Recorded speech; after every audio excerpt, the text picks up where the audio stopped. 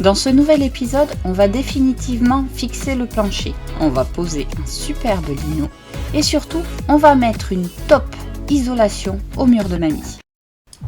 Je m'appelle Constance et dans cette série de vidéos, je vous propose que nous retracions ensemble la restauration complète de mon Eriba Puch de 1974, baptisé Sunny.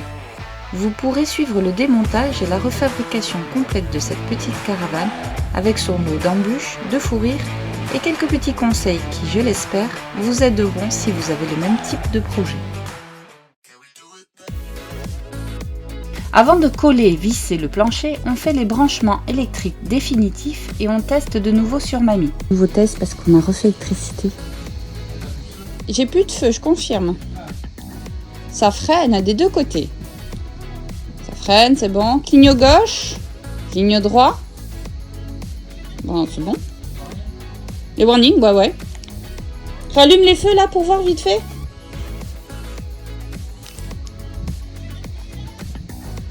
Bon. C'est bien, ça marche plus. Au bout des fils, je mets une gaine et je donne du mou en faisant une boucle. Ceci pour éviter les soucis en cas de changement de feu et pouvoir tirer sur les fils sans tout arracher. Je fais la même chose pour les feux arrière et les feux de plaque. D'origine, il y avait juste du scotch, mais la colle des années 70 était beaucoup moins forte que celle que nous allons utiliser. Je prépare ensuite mon Sika 11FC, mon cahier, pour mettre les cotes, l'adhésif pour mes repères, car je vais essayer de tomber sur les trous d'origine. Je colle et visse les morceaux un par un. Bien préparé, cela se fait très vite car il y a peu de vis finalement. Mamie a maintenant de jolis dessous jaunes et blancs et l'écope de gaz est aussi fixée avec vis et Sika pour l'étanchéité. Le plancher n'est pas parfait, mais au moins, quand on marche, ça craque. Bon, normalement, on n'est pas censé y marcher, mais bon, j'y marche. Comme dirait l'autre, une bonne chose de faite. Mission accomplie, un joli plancher dont je profite peu car il sera très vite recouvert de lino.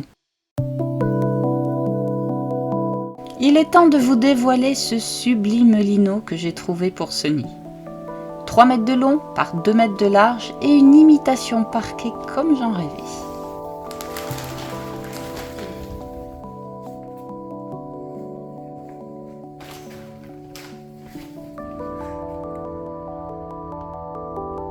Je laisse ce beau lino se détendre doucement au sol et pendant qu'il se déplie, je me régale les yeux. Je pose ensuite dessus le lino d'origine, tout cracra. Et je scotche ce dernier pour y reporter les contours.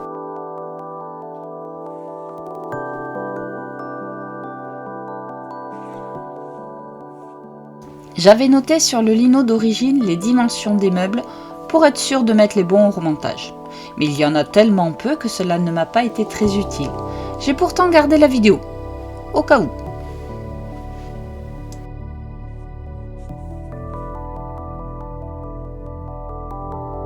Toujours comme en couture, je rajoute une marge supplémentaire avant la découpe, au cas où.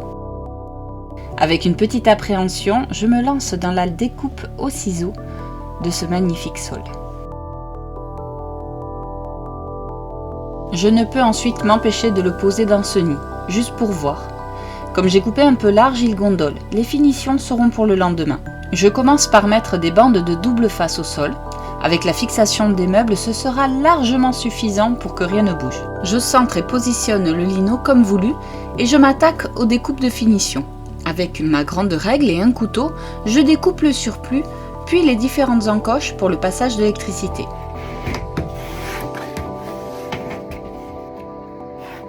Ce lino se coupe très bien, au ciseau, au cutter, mais surtout il pardonne les petites erreurs et marque peu.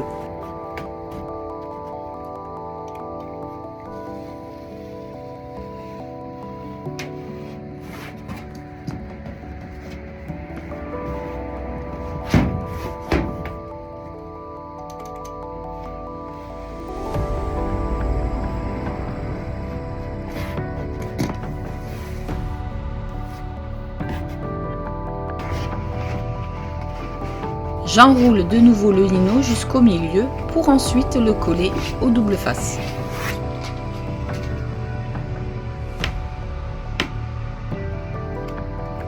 On avance ainsi jusqu'à l'avant, puis on repart pour faire l'arrière, le centre étant la référence de cette pose. Petit souvenir, un mot d'amour écrit sur le contreplaqué avant de recouvrir de lino, pour la prochaine restauration, dans 50 ans. Et après avoir décollé tout ce scotch double face, un peu de repos.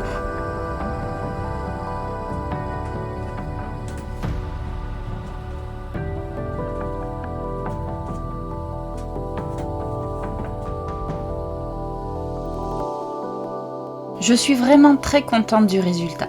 Voilà un joli sol. Et pour bien terminer cette journée, je fais un test simili avec celui des murs et du toit. Pour l'isolation de ma petite mamie, j'ai décidé d'utiliser de l'Armaflex. Pour la présentation de ce produit, je laisse faire Julien de chez Vancor. Bonjour, on va vous présenter l'isolation d'un fourgon à l'Armaflex. Donc l'Armaflex, c'est un isolant conçu par la société Armacell en Allemagne qui réalise initialement des isolants pour les tuyaux, donc pour l'isolation du chaud et aussi bien du froid. L'Armaflex est un excellent isolant pour les fourgons parce qu'il vous permet de le coller facilement partout. Donc autant sur les renfoncements où vous avez une épaisseur plus importante de presque 10 cm, mais aussi sur les structures et les longerons où là vous avez moins de place. C'est un isolant qui ne craint pas l'humidité, donc qui va aussi bien isoler quand il y a de l'humidité que quand il n'y en a pas, à la différence d'autres isolants naturels par exemple.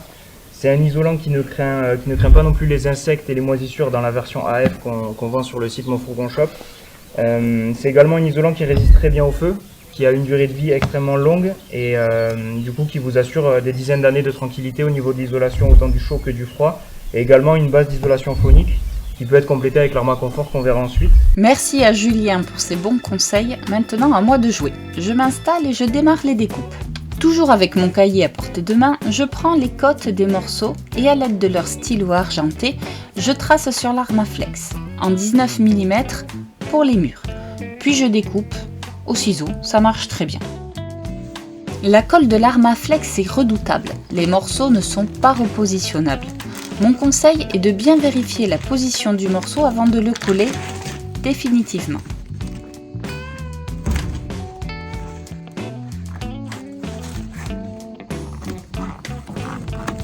Le mieux étant aussi de décoller le film arrière petit à petit en s'assurant que le morceau aille dans la bonne direction.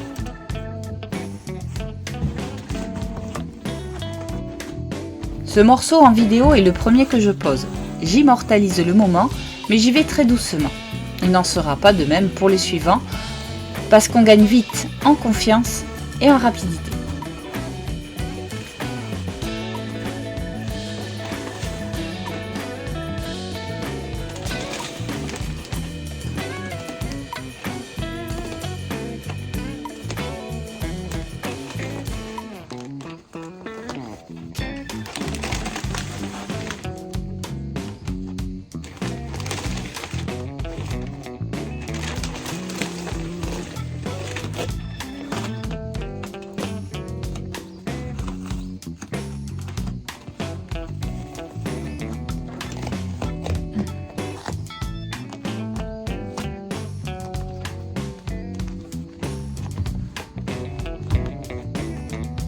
Le premier est vite posé, je passe maintenant à la suite. Les parties plates vont très vite, par contre les deux coins arrière sont plus compliqués. Il faudra faire plusieurs morceaux. Test sonore de l'Armaflex. Il y en a à gauche, pas encore à droite. Je me mets au milieu, à droite.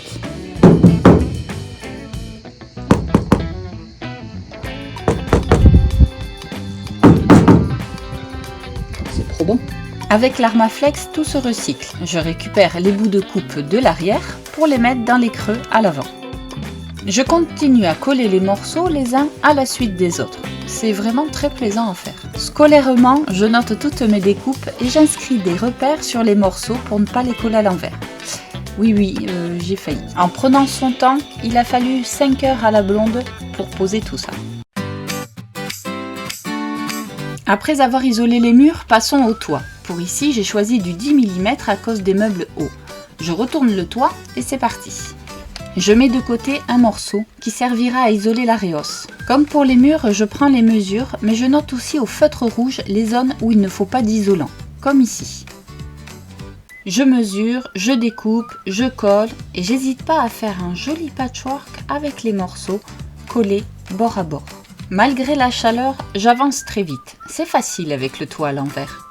Pour les arrondis, je découpe des morceaux en V et ainsi je n'ai pas de surépaisseur dans les coins. J'utilise ensuite du tape, sorte de scotch d'Armaflex, pour faire les jonctions entre les différents morceaux. Et pendant que je bosse à isoler mamie, monsieur pique ma titine pour aller se promener.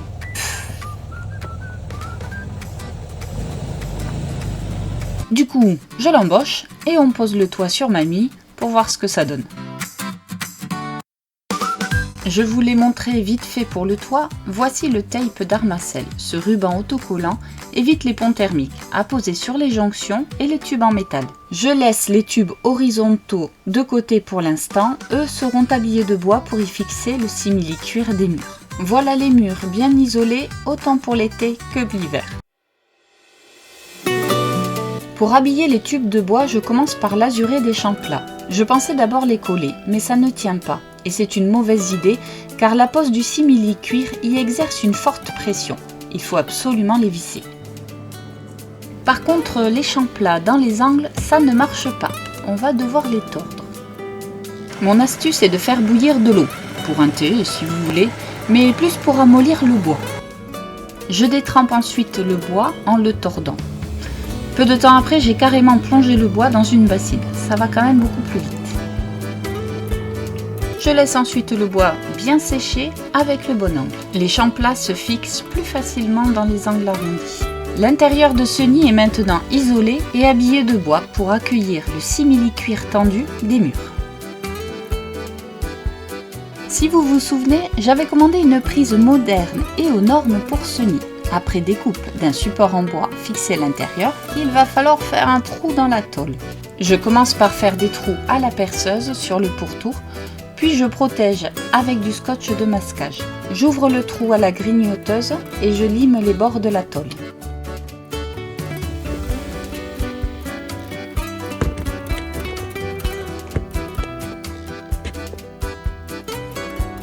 Je fixe bien la prise et le support et je me délecte du résultat. Dans le prochain épisode, on va poser le simili au mur. Et croyez-moi, c'est une étape assez délicate. On va ensuite peindre le toit et essayer de faire d'autres trucs.